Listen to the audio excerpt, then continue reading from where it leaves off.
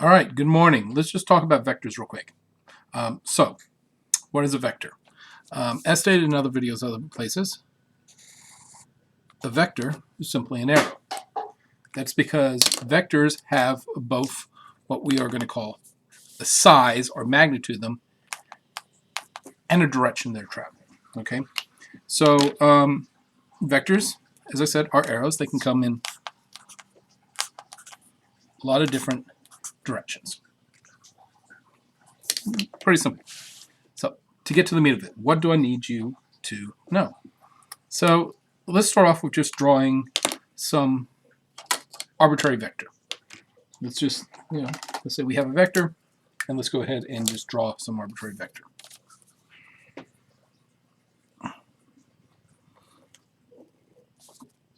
And go ahead, you're going to need a ruler and a pen. Make sure you have those items. Okay.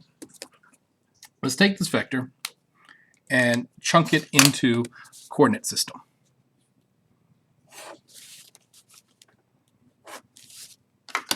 We're in a coordinate system. Here we have an x coordinate system. Here we have a y. Later on, we'll talk about unit vectors, but that story is coming later. So we have a coordinate system here, and we have vectors. All right, so as I said, we have this vector in this xy coordinate system. So the main thing this allows us to do is find the two component vectors of it. 1, 2, 3, 4, 5, 6. So in the x direction, 6, 1, 2, 3. In the y direction, 3. Okay, so those are components of that vector. Just to make sure this makes sense, let's do this again, because this is a very important skill, is find the components of a vector. All right. So here's my vector. Here's my vector, head in that direction. Let's go ahead and put it in, slap it into a coordinate system. Boom. Boom. Okay. So it is, or should be, pretty clear to see that the vector comes this far in the x and this far down in the y. Right? Those are x and y components.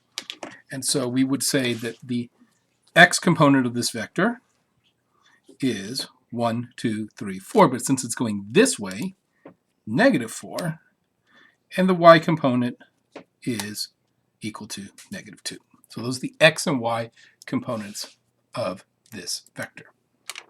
All right, so as I said, vectors have both size and direction. So the other thing we want to know, let's come back and talk about this one, is what is the magnitude? What is the size of this vector? Well, if you've noticed the clever thing I've done here, so I've made a right triangle. So I want to find the r here. So how do we go about doing that? Well, if you remember our good old friend Pythagorean, a squared plus b squared equals c squared. Okay, there we have Pythagorean theorem. We just plug in this. This is a, or b, and this is a, and that's b. So this is just going to be 3 squared plus 6 squared equals c squared. Okay, cool. 3 squared, that's equal to 9. 6 squared, that's 36. 36 plus 9 is 45. Yeah, so 45 equals c squared. Okay. At this point in time, I really don't feel like doing math in my head. If I think about this, 36, the square root of 36 is 6. And the square root of 49 is 7. So this is going to be 6.5, 6.7, something like that. Well, we'll see how good I am. So get out a trusty calculator, and we're going to say 45 square, and we get 6.7, just like I thought it was going to be. So the square root of this, so c is equal to 6.71. That's our magnitude of that vector. All right, so got it? Vectors have size and direction, and the important thing for us is that we can break them down into their x and y components. Straightforward, pretty self-explanatory. There is a way to do three-dimensional vectors. You can x, y, and z axis. We're going to get into that on a later date. But the real key thing that I'm going to be asking you to do is, what if another vector meets another vector coming through the rye? And that's what we're going to go to. But before we do that, I'm going to just show you one more. So what if I say to you, I have a vector with an x of 5 and a y of negative 7? How would I draw me this vector and find me its magnitude? Okay, so I would do something like this. So you got a vector, has an x component of 5, a y component of negative 7. Draw me the vector. So the first thing you would do is, okay, give yourself an origin. Okay, so 5. 1, 2, 3, 4, 5. Okay, negative 7. 1, 2, 3, 4, 5, 6, 7. So I've just drawn the x and y components of this vector. So what is this vector going to look like? This vector is going, if I connect those 2 points, going to look like that. So again, this is 5 over negative 7 down. Well, what is the radius? What is the square root of this? So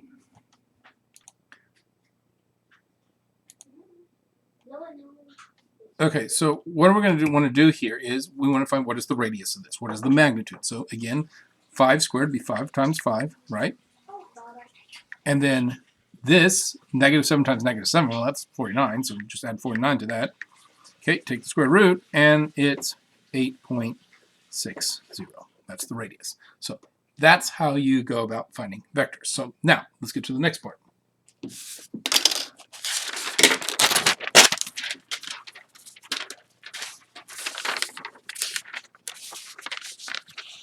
What if you had 2 vectors? What if you had 2 vectors? So let's take the first vector. And something like that. Label that vector A. Notice the little arrow above it. And we have another vector. Let's go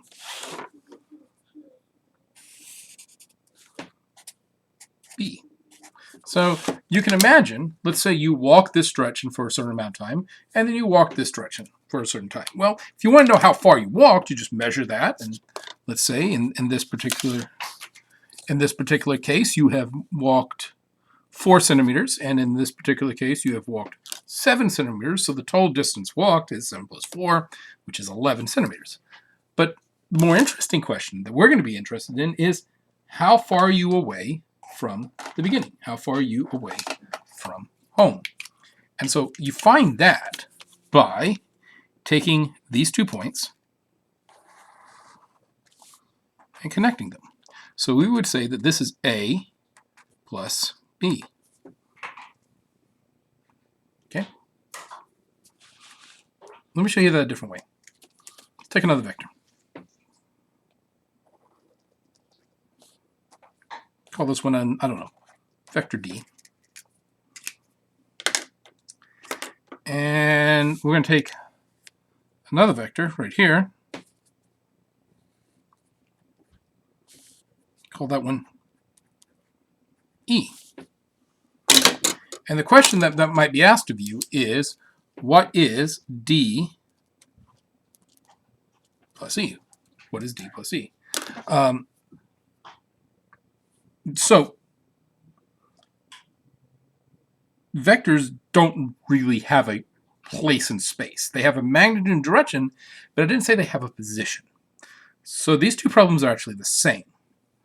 I could, remember, to solve it here, I just added them together. Well, could I do that here? Yeah, the answer is absolutely, why not? So if I could take this vector and come over to here, it would, these 2 lines being parallel, this vector would be right here. Just move it up, right? Well, how long is this one? Well, I could measure it, but it's a whole lot easier to take this vector here and draw, again, another line that's parallel. Now, if you notice what I've just done is I've made a parallelogram. that these two lines here are parallel and these two lines here are parallel. Well, what does this allow me to do? It allows me to say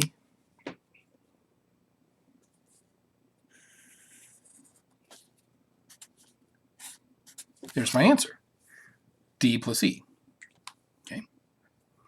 Another way to think about this is, let's say that we had two wiener dogs, and you tie them up to your wagon. You have a little red wagon, and you tie your two wiener dogs up to it, and they're both pulling. Which way is it getting pulled? It's getting pulled in that direction.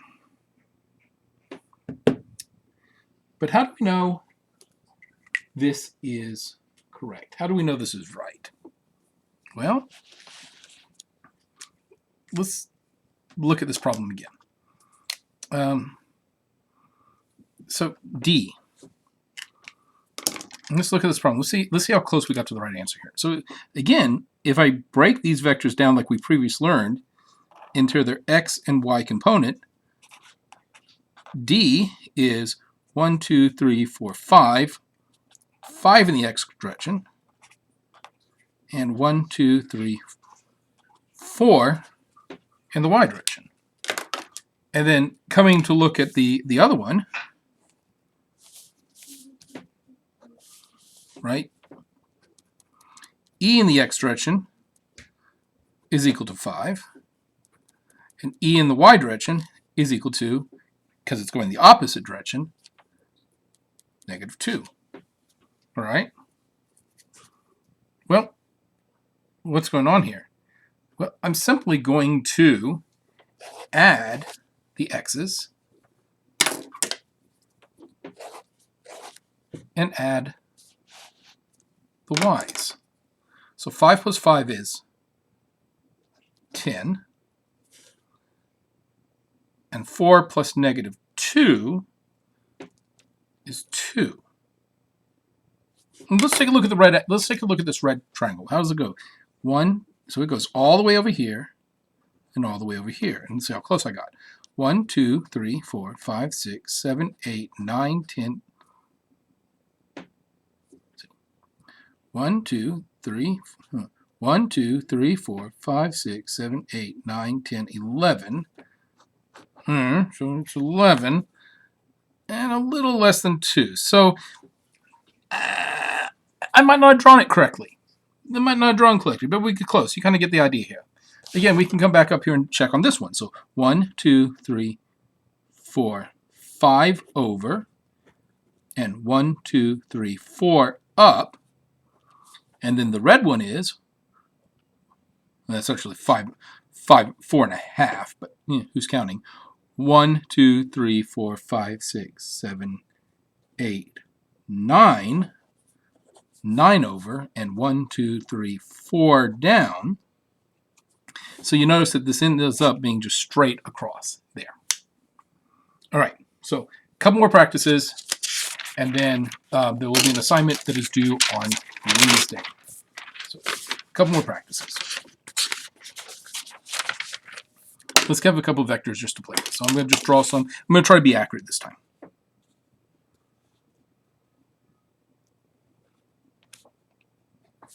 Okay.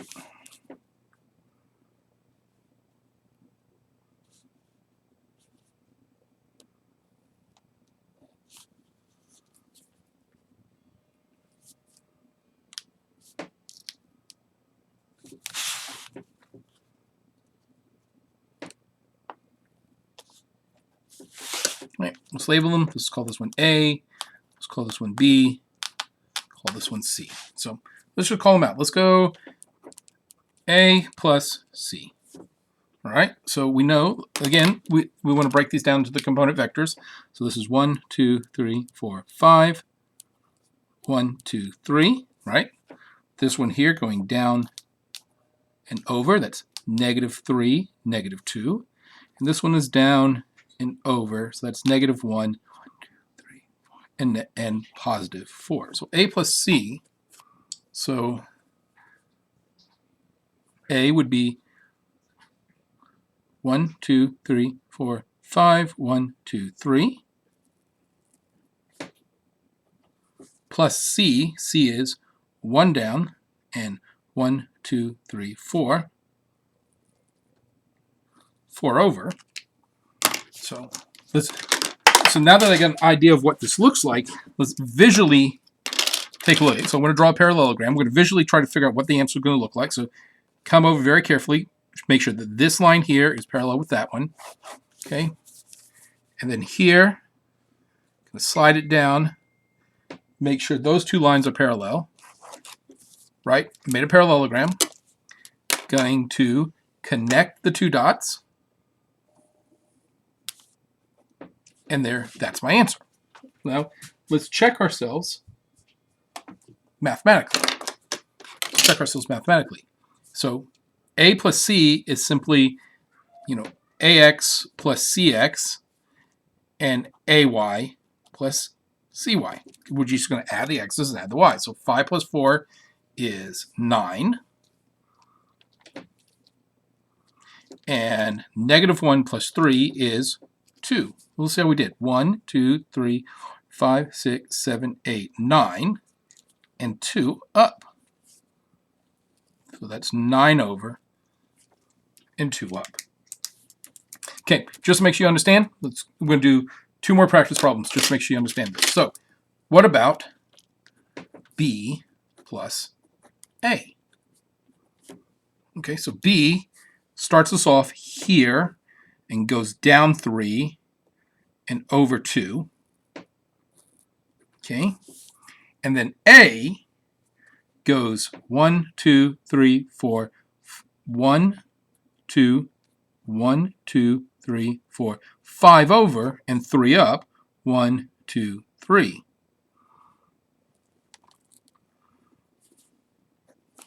Okay. So, what is this? The answer is quite obviously that, because 5 minus 2 is 3, and 3 plus -3 is 0. And so here's our answer right there, that vector. Now, the answer is not 3. The answer is that vector, which has both size and direction. So it's 0 on the y and 0 on that. Okay, going to leave you with one last loophole. What if I say c minus a? What if I say c minus a? What is that? What is that? Okay.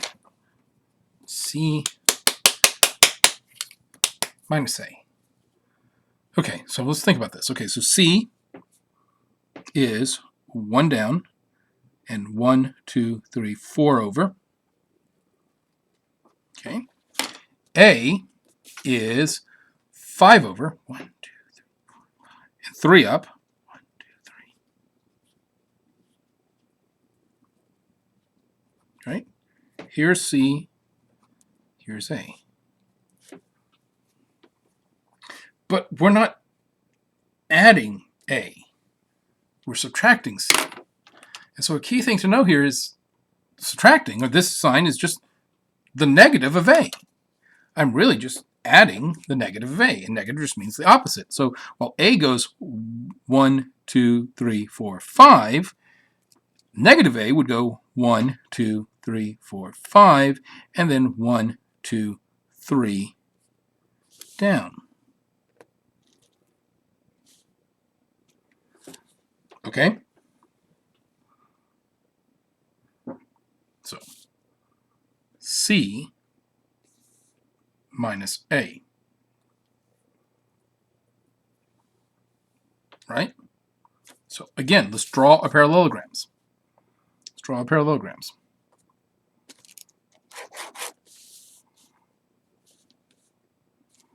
Yeah, the more accurately you can draw, this parallelogram,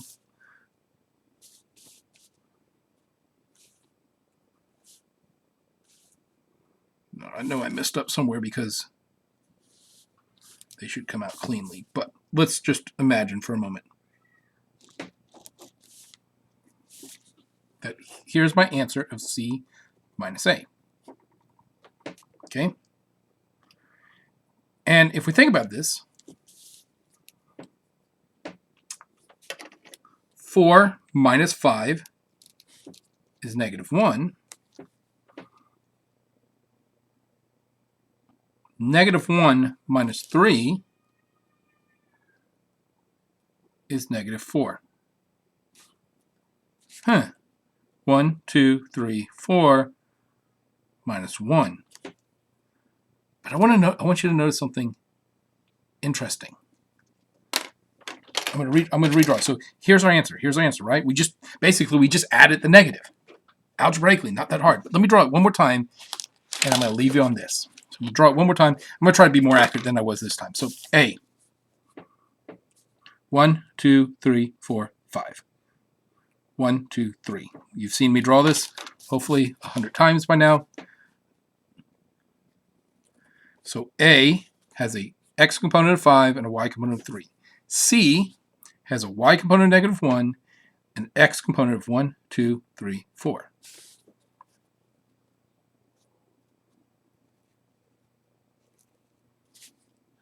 Okay.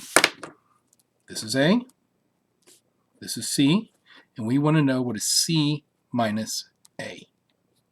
Okay, we already know the answer. We already know the answer is, let's call this, I don't know, D. We already know the answer that d of x is -1 and d of y is -4. Okay. Okay, we already know that d of x is -1 and d of y is -4. Okay, so what are we going to do here? Well, what does that look like? 1 down, 4 over. Well, actually, it's 1 over, 4 down. But look right here. Look right here.